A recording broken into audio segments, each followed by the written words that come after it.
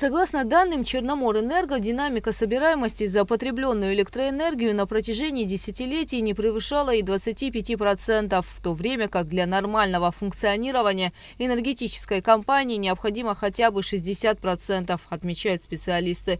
С 2014 года задолженность населения Абхазии за потребленную электроэнергию составляет более 5 миллиардов рублей. На эти средства можно полностью отремонтировать все 42 трансформаторные подстанции республики, большинство из которых находится в неудовлетворительном состоянии, отмечают энергетики.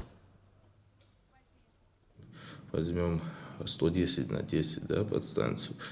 Около 250 миллионов бюджетирования на одну подстанцию. Это практически полная реконструкция. Получается, у нас их всего 42 подстанции, то есть за 5 миллиардов все подстанции плюс линии можно было бы привести в надлежащее состояние техническое.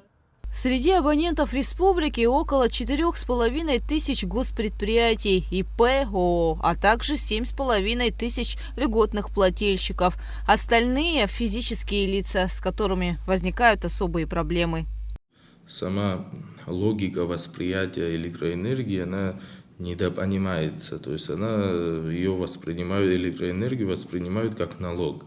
По сути, не по сути, но реально, что это продукт. То есть этот продукт необходимо произвести, передать, распределить, донести до конечного потребителя. В этом цикле очень большой объем технического процесса и необходимого объема персонала, который должен это все обслуживать. Чтобы улучшить ситуацию, в республике уже более 2 лет действует государственная программа установки приборов учета. На сегодняшний день установлено 23 тысячи счетчиков, при помощи которых работает автоматическая программа отключения абонентов при неуплате за потребленную электроэнергию. Это позволило в разы увеличить собираемость в разных населенных пунктах. Мы наблюдаем динамику собираемости в этих местах более 75%. В случае отключения, естественно, человек вынужден заплатить.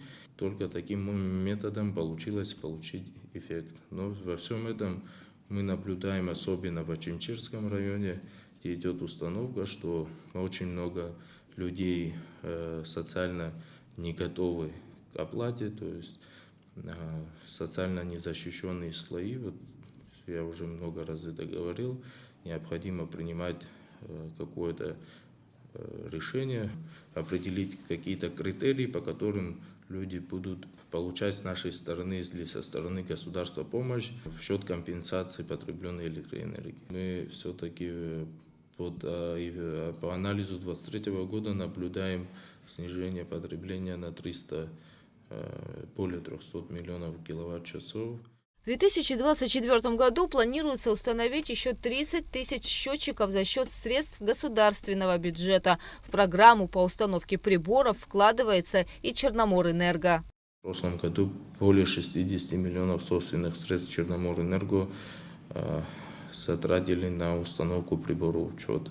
То есть данная программа продолжается, и мы за свой счет уже в этом году приобрели именно коммерческих приборов учета, направлены на установку коммерческим лицам. Более 300 приборов учета, которые нам хватит то есть в этом месяце. И каждый месяц мы практически такие объемы приобретаем. То есть у нас цикл не останавливается, у нас сложность именно по физическим лицам, где требуются большие объемы средств для закупа, то есть нужного количества приборов учета. Сегодня оплатить счета за потребляемую электроэнергию можно, не выходя из дома, через приложение госуслуги в телефоне или через терминал. Однако по статистике в ту самую очередь, чтобы оплатить электричество, стоят, как говорится, люди той самой старой советской закалки. Гугу Цавардания, Тимур Гугохия, Абхазское телевидение.